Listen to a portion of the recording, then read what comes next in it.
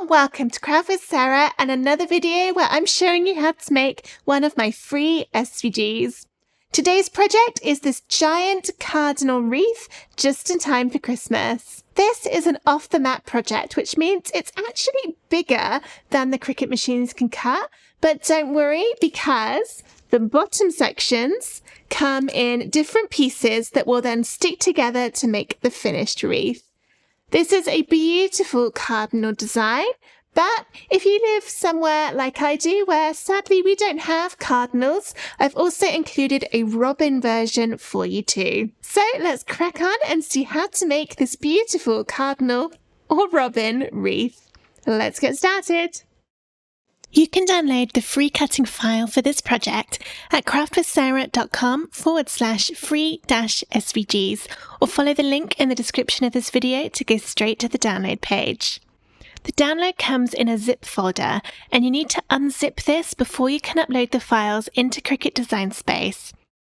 Once you've downloaded and unzipped the folder, it's time to get the SVG files into Cricut Design Space. Open up Design Space and start a new project, and then go into Upload over on the left. You can see I've already put the robin design in there, so I'll show you how to do it for the cardinal one. Click on Upload Image, and then you can either click Browse to find a file on your computer, or you can drag and drop it in. Make sure you choose the unzipped version of the folder, and then within there you've got cardinal wreath and robin wreath. I'll look in the cardinal one, and then within here you've got a file which starts SVG in the file name, and that's the one you want to upload. So I click and drag that in, and this is what it looks like, and then I can press Upload, and it will show there. I'll just have a little look at the robin one first. This video is going to show how to stick the cardinal design together, but the robin one is very, very similar. So we'll just take a little look at that one first in case that's the one that you're making. You'll notice when this loads in that it is really, really big. It's showing at just under 15 inches.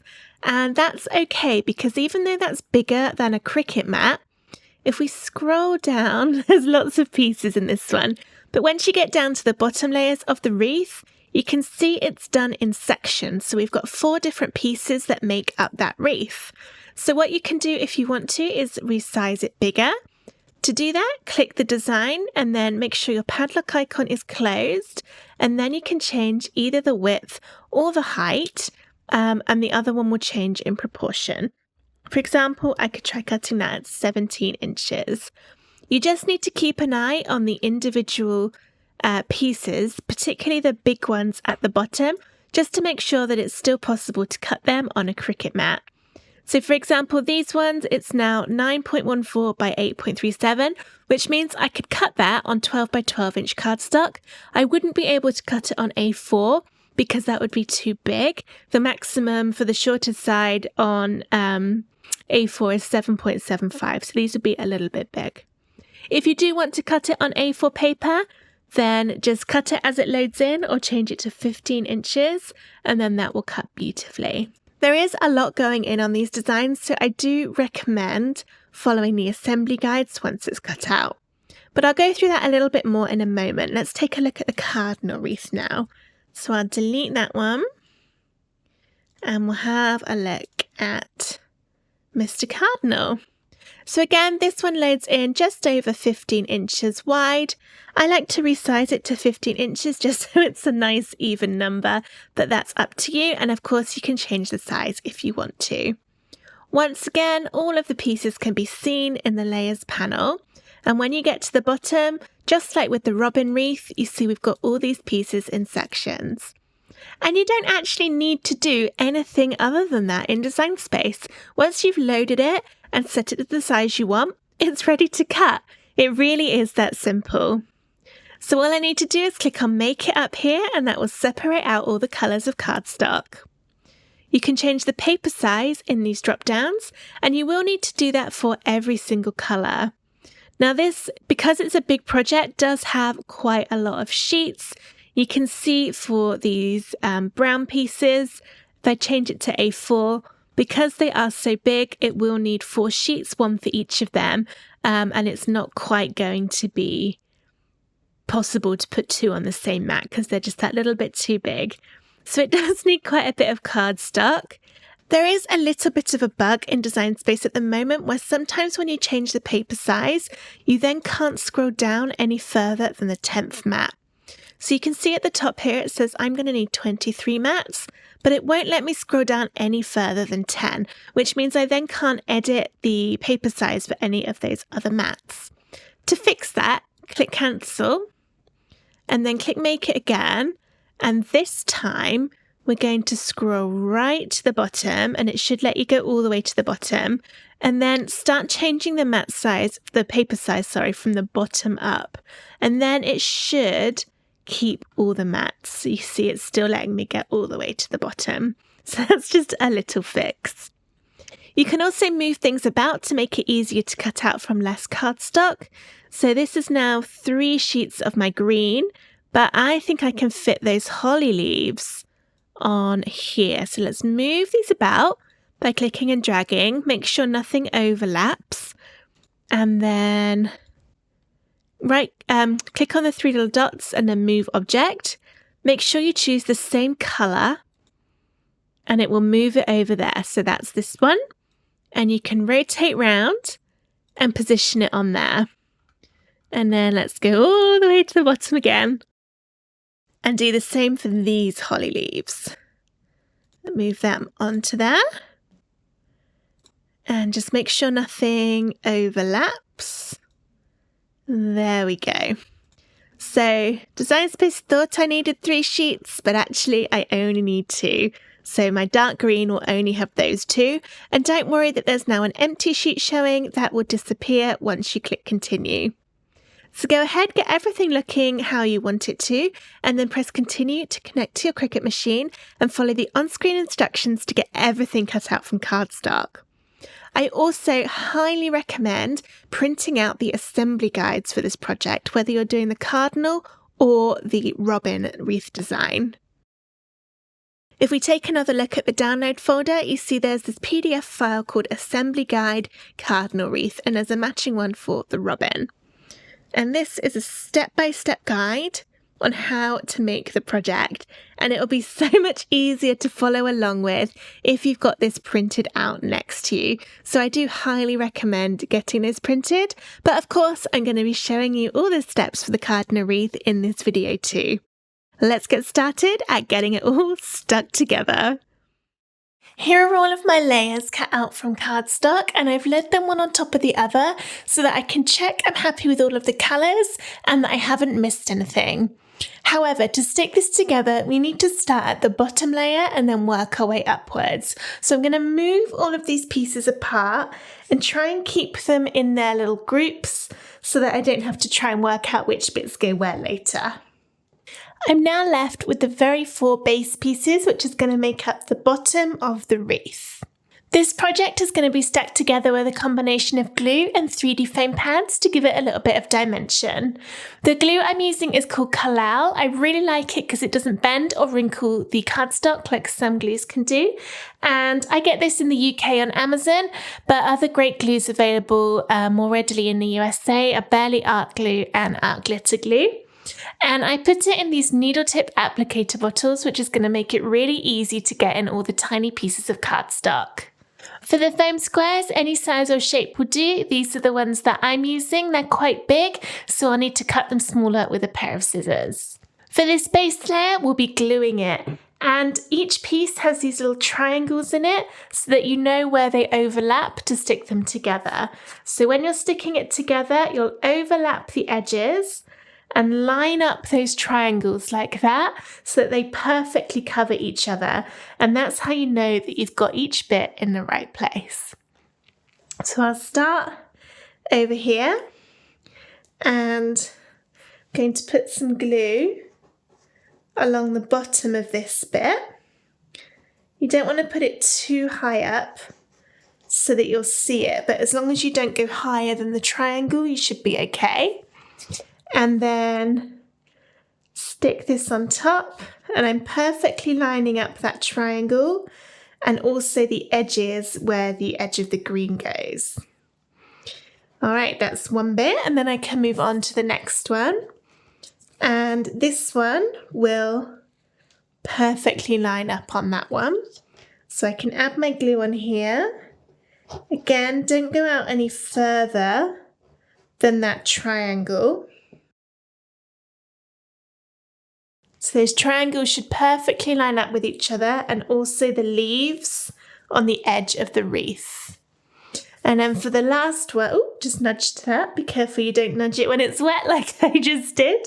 For the last one, there are 2 bits to stick. So I need to put the glue down both of these sides to stick on this last piece of the wreath.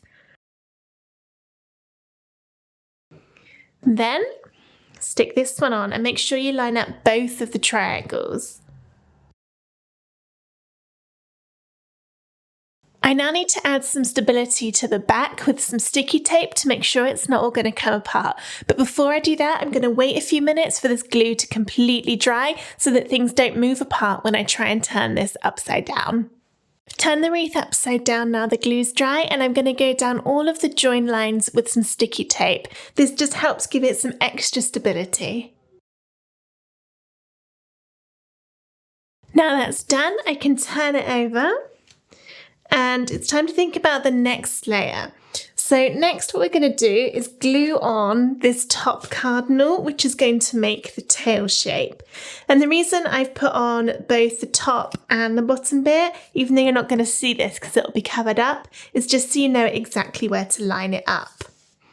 So let's get my glue and then put it all on the back of this cardinal.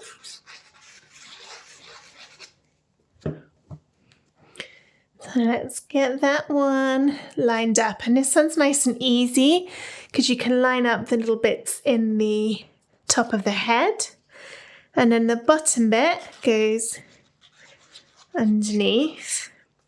This one's a bit harder to know where to line up, but you've got the edge of the wing here, and also you can see where it joins on to this piece. And this one, it doesn't overlap, it just goes right up against that bottom so that you know where to put it. And I didn't quite get that even. Never mind.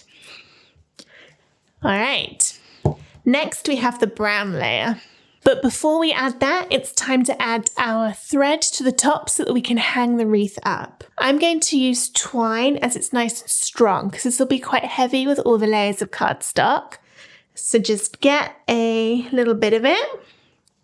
I like to put too much on because it's easy to trim it once it's done, but you can't add more if you've cut it too short. I'm just going to thread one bit through one of the circles, and then the other bit through the other circle, and then just pull it tight.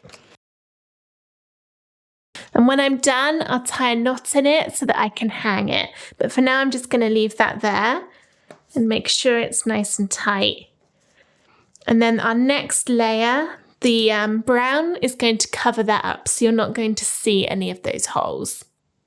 This layer is going to be stuck on with foam squares, but before I do that, I want to glue it all together. And I've just roughly lined it up in place so I can see where everything's going to go. And then just like before with the green, we're going to glue the pieces of the brown together. Make sure you don't stick it down to the green or the red at this point. We're just doing these little pieces. So I'll start over here. And I like lining it up on the green because it just makes it easier to see exactly where everything goes. That's number 1, and I'm going to whiz through this as it's exactly the same process as we just did with the green. Once again, add tape along the back down all those join lines. Next, it's time to add our foam squares to the back, and I've cut mine smaller with a pair of scissors so I don't have to use as many. And you're going to need a lot for this because it's such a big piece of cardstock. And when you're doing it, don't put any in this kind of line here, as we need that to sit over the twine on the bottom layer to hide it, just along those things. So use this triangle as a guide, which is kind of in the middle of those circles. And I would put some in these little berries at the top, but just not in this strip here. Here are all of my foam squares, and I have put lots on here, and the reason you need loads is because if you only did the edges and didn't put any in these middle bits, it's going to sag down under the weight of itself and you won't get a nice firm level piece of card. So that's why you need all the little bits in the middle. And then I've also put as many as I can in these little sticky out bits, again because otherwise if there's nothing underneath them, they'll flop down and touch the green underneath, whereas we want it to be nice and level and raised the whole way through. I'm now going to go through and peel all the tops off of my foam squares to release the stickiness underneath. Once you've done that, it's time to stick it on. I've just put a piece of sticky tape over my twine here to kind of keep it held against that green. And now, so I'm going to line it up to where it should go. And remember, you've got those triangles to line up to know exactly where it is. And then just gently drop it down. Don't stick anything yet. And the reason for that would be if you weren't happy with how it's lined up, you could pick it up again and try again without damaging anything because it's not actually stuck yet, it's just gently placed on top. But I'm happy with that.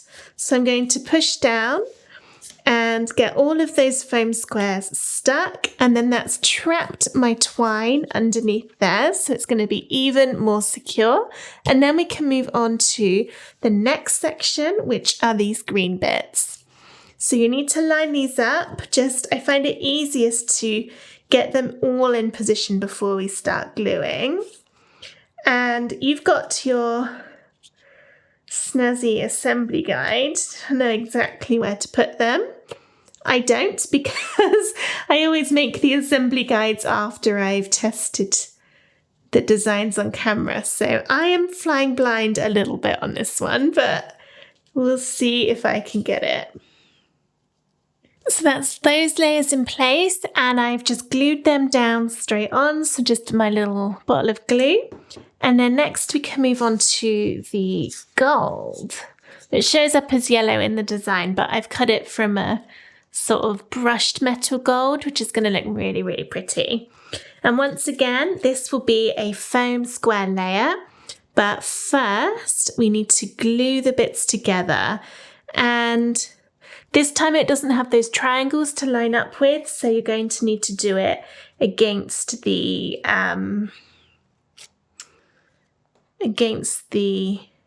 outline of what's already there. And there are a couple more pieces on this one, so we've got 5 bits to line up. I've put that all in place, so now I know where I need to glue. And you just need to be careful that you don't glue kind of too many bits. I think I'll start with this big one, and that overlaps just the other side of that hole. This bit here doesn't actually glue onto this one, they're kept separate, so I'm just going to go around and do the rest of these pieces. Once again, wait for all that to dry and then turn it over upside down, add sticky tape along all of those join lines, and then add your foam squares to the back. Here's all my foam on the back, ready to get it stuck on. And then just like before, I'm going to gently line it up. I'm not sure all of my gold bits are still where they should be because I had some problems with my glue actually not drying on the mirror card, which I've never had before. Okay, you'll be pleased to know that's all the hard layers done. It's all much easier from now on in. We'll do the poinsettias next and start with the green pieces. So these will go on, one there, and then one here. And they do overlap a little bit, but you don't need to stick them together. Make sure, oh actually no, they don't overlap, ignore me, excellent. Okay, they don't overlap, they're completely separate pieces, which means you can just foam them on nice and easily. There's that one, and then we can build the poinsettia on top, which comes in different layers. So these are the layers we've got. And to speed this up, because I'm conscious I am running out of time, I will do this off camera. So we're going to foam this one on top of there, Then add foam pads on this one and stick it on top of there. Glue the one with the gaps in, and then use foam for the little gold bit in the middle.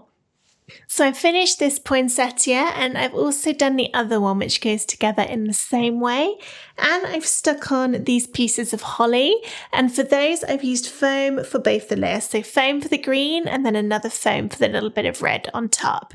Again, for more information on any of that, check out the assembly guide PDF which comes in your download folder. And now we just have the cardinal left to do, starting with the piece of the body which comes in two. You've got this bit and this bit, and these are both glue layers.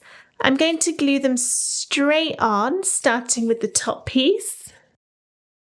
I do not recommend holding bits over your project when you're adding glue in case you drip it, but I'm running out of space so that you can still see it on the camera. So that bit just up there, and you can line up the spikes in the top and then the bottom bit underneath. This one's nice and easy to line up with the holly leaves.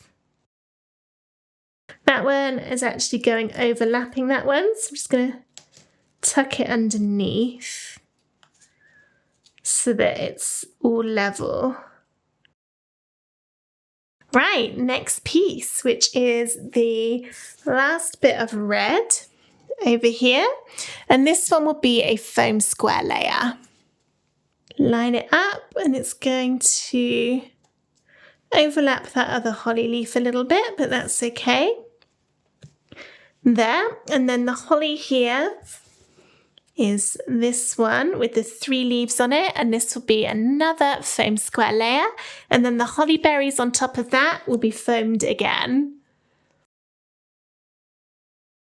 The holly on this bit is exactly the same, foam for both the green and the red.